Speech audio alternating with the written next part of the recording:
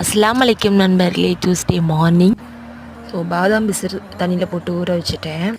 ஹஸ்பண்டுக்கு பிரேக்ஃபாஸ்ட்டு பார்த்திங்கன்னா ரவா உப்புமா தான் செஞ்சு கொடுத்தேன். அர்ஷத் குட்டியை கிளப்பிட்டு வேனில் ஏற்றி விட்டுட்டு வந்துட்டேன். வீட்டுக்கு வந்ததும் வார்ம் வாட்டர் குடிச்சிட்டு கொஞ்சம் ரிலாக்ஸ் பண்ணுவேன். நெக்ஸ்ட்டு பார்த்திங்கன்னா தோசை ஊற்றிட்டுருக்கேன். ஸோ பொடி தோசை தான் எனக்கும் அப்பாஸ் குட்டிக்கும். சாப்பிட்டுட்டு அப்பாஸ் குட்டியும் கிளப்பிட்டு போய் பால்வாடியில் விட்டுட்டு வந்துட்டு மாவாரிக்க ஸ்டார்ட் பண்ணிட்டேன். ஸோ அப்படியே மதியம் லஞ்சுக்கு பார்த்தீங்கன்னா கேரட் பீன்ஸ் பொரியல் ரெடி பண்ணிகிட்ருக்கேன். ஸோ இன்றைக்கி பார்த்தீங்கன்னா கருவாட்டு குழம்பு தான். மண் பாத்திரத்தில் எண்ணெய் ஊற்றி கடுகு வெந்தயம் சீரகம் சேர்த்துட்டு வெங்காயம் பூண்டு கருவேப்பிலை தக்காளி நல்லா கத்திரிக்காய் சேர்த்துட்டு எண்ணெயிலே நல்லா வதங்கினதுக்கப்புறமே உப்பு மிளகாத்தூள் மஞ்சத்தூள் மல்லித்தூள் சேர்த்துட்டு புளி தண்ணி சேர்த்துட்டு தண்ணி ஊற்றி நல்லா கொதித்து கத்திரிக்காய் வெந்ததும் தேங்காய் சேர்த்துக்கலாம்.